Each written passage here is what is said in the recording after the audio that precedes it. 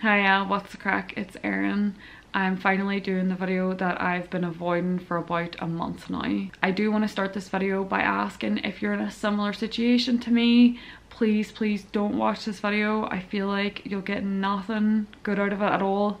It's just going to upset you and I'd feel really bad for that, so please don't watch it. And if you're someone that's close and I haven't had this conversation with you, there is a good few of you, and it's because I don't want to have to cry for each individual conversation that I'd have to have.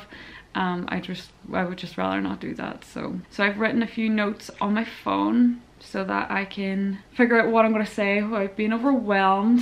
So I had my oncologist appointment, and the first thing I've written down then is the chemo and radiation. If you've watched one of my older videos, you'll know that I was told in Canada that I basically had like two options to fight brain cancer, which was, the first one was the chemo and radiation and the second one was the BRAF inhibitor medication. So because my tumour had a BRAF mutation, that I would qualify to get BRAF inhibitors, and that it's not saved anyone, but it can slow down the timeline for some people. So we were told that was a very good thing over there. So when I went to the oncologist here for the first time, they explained that when I do get the chemo and radiation together, that it'll take up 1 year of my life, which I just wasn't expecting that. But they didn't clarify how long that would be when I was in Canada, so I just didn't really know what to expect. And again, like they said in Canada, they said that they would have given it to me by now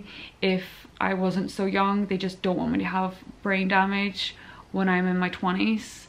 So I didn't know it was going to be like a whole year of time. Kind of threw me a little bit. And then we talked about the BRAF inhibitors, and this oncologist was like, no. They said, yeah, it does, you know, slow it down for some people, but it can speed it up for people too, so that they die quicker. So they were like, yeah, I just don't think that you should do that.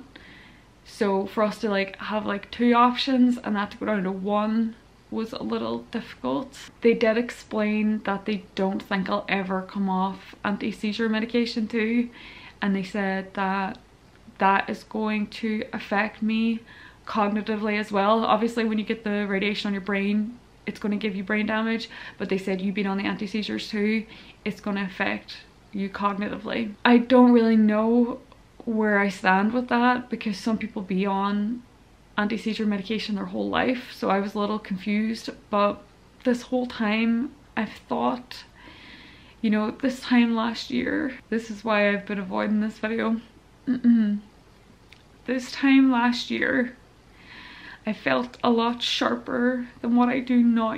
I've been telling myself that my memory and stuff, all that will get better once I come off my anti-seizure medication. But to be told, no, you're never coming off them, and that's in fact going to get worse, was very difficult to hear. To be told where you're at now is the sharpest of where you're going to be was very hard to process. And I'm sorry if my words are coming out funny. I'm trying not to cry too hard. I'm literally just like fighting it the whole time. We were also hoping that we would have chemo, radiation, the BRAF inhibitors, and we were hoping that clinical trials could be an option down the line. But this oncologist told me that I will never qualify for a clinical trial because my brain tumour wasn't one of the specific types, right? If you watched any of my older videos, you'll know that they couldn't give me a definitive like name for it. That's almost like a mix. Like all they know is that it came from a glial cell, so it's a very vague name of like a glioma, but they couldn't tell me what type of glioma. And so they said because of that I'll never qualify for a clinical trial, which was extremely difficult to hear. So we almost felt like we had three options, and that went down to one in a quick 10-minute appointment. Then I was told that I have around 11 years left, so that I'm gonna probably die in my 30s. And I appreciate the truth, but hearing it even worded in a different way, like I've never been told 11, that was difficult, but hearing things worded in a different way, it feels like you're being like punched in the face, really. And so to be told the words, you're never going to live a long life, it's just not going to happen, to be told like the word never was extremely difficult. Keeping in mind one of those is going to be the chemo radiation year, and God knows how much that time will be taken up by surgeries and stuff like that, and just like declining. So to be 27 and to think of 11 years, it's extremely scary. In all of the appointments that I've had over the last year, I haven't really cried in one. The one that I cried in, technically, was when we went to the emergency room and they found the tumour. So I didn't cry after they found it with the CT. When they did the MRI and the surgeon told us it really wasn't good and you need immediate brain surgery, I waited until he left the room until I cried. And during this appointment, I just burst out crying. It's the first one I actually like cried at. And so I actually just felt bad for the doctor and for everyone else in the room, because I wouldn't know what to say to me. It was just extremely difficult to hear. And keep in mind, my dad had driven me down, like a couple hours down, to go to this appointment. It was just tough then to do the drive back and to just try and process everything. I did ask the oncologist about what I was originally told about sending the tumour over to England, so that whenever new tests become available they could do the test there. And the oncologist basically said like, nothing's going to change in that time. There's no point. Nothing's going to change. And I did say, well, I want a second opinion. And he kind of was like, and he was a lovely doctor, but he kind of was like, you can if you want, but like I don't think you should. I don't think there's a point. And so we kind of left it at that. But now that I've had like a month, I'm very much like, no, I need another opinion.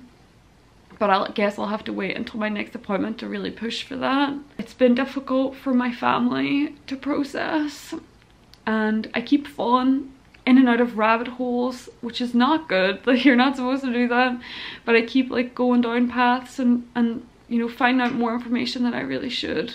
So I'm trying not to do that anymore.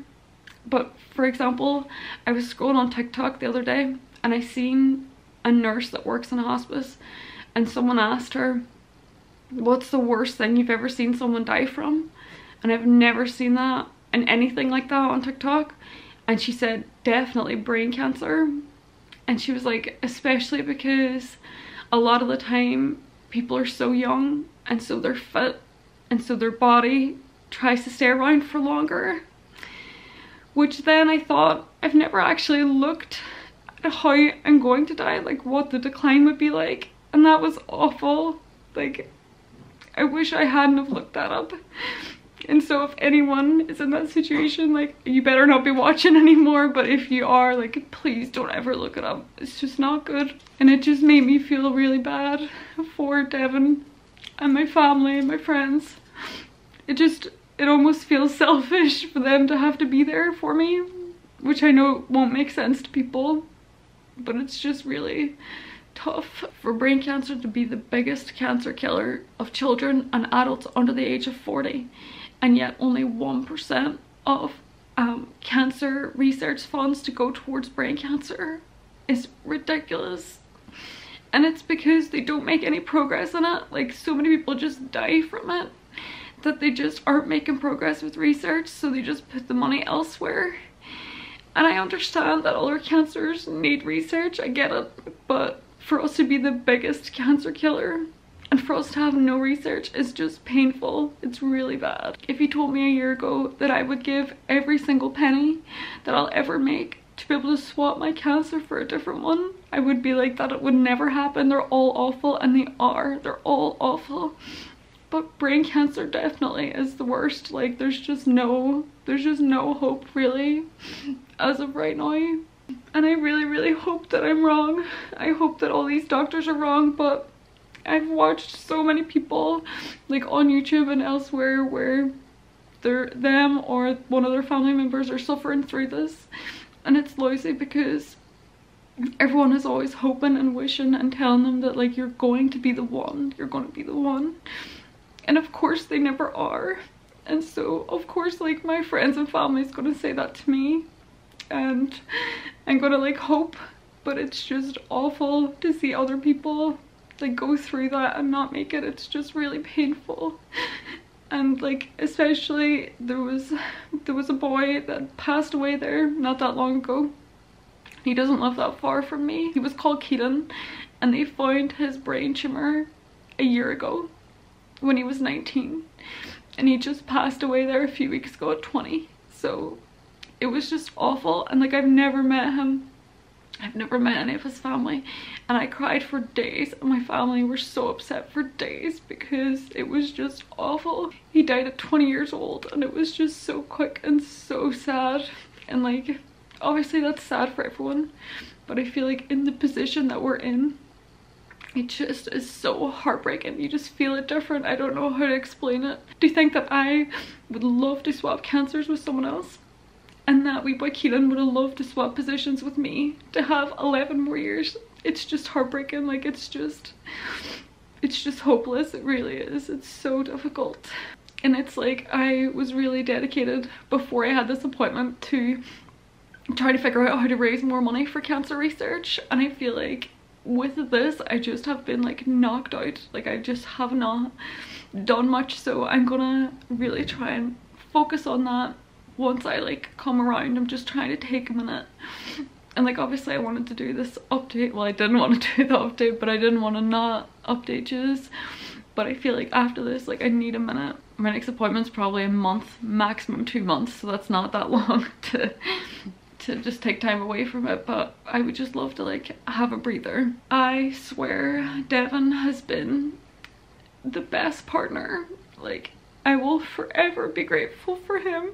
Devin has been so strong during this time, and my family have been so strong. It's so difficult for everyone to process. I will forever be grateful for Devin and how strong he is, and how positive he is, and how funny he is, and how much he's been there for me during this time.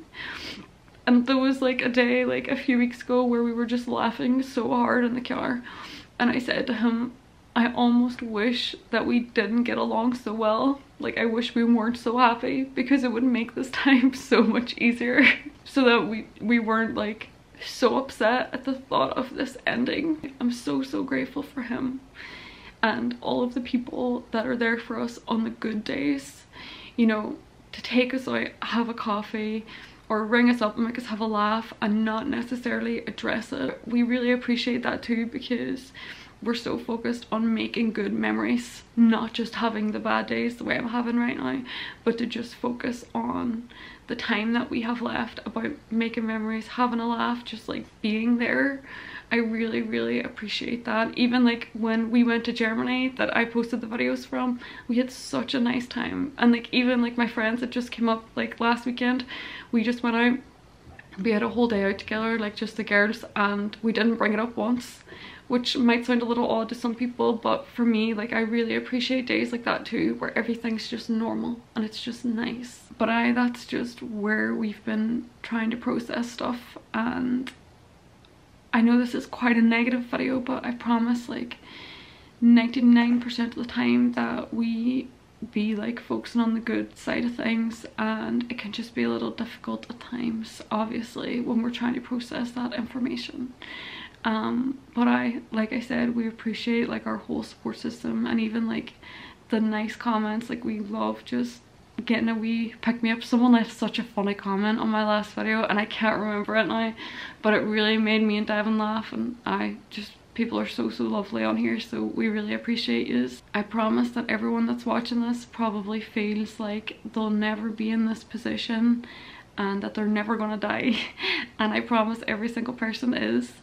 But don't let yourself get to the place where you have to lose someone, or you have to be the one that's getting sick, getting ill, to get to the place that we're at, where everything is in perspective. Don't let yourself have to wait for that slap across the face of reality. Like, please be grateful for every day. Like, love your friends, love your family, just focus on making memories. Please do that now, because I promise you down the line you'll appreciate it. I am sorry for being the bearer of bad news, of course, but I think I don't really know what else to say. So if you've made it to the end of this video, thank you very much for watching. I hope that you're okay and that your friends and family are alright. And please go tell them that you love them. Go give them a hug. Go take them out for a coffee, or just be there for them. Go walk your dog or something. And I promise you'll thank me later on. But I'm going to leave it at that. I'm literally going to go make a cup of tea and get back into bed and watch a film and just kind of come around and just take the time that I need. So I will see you next time. Bye bye.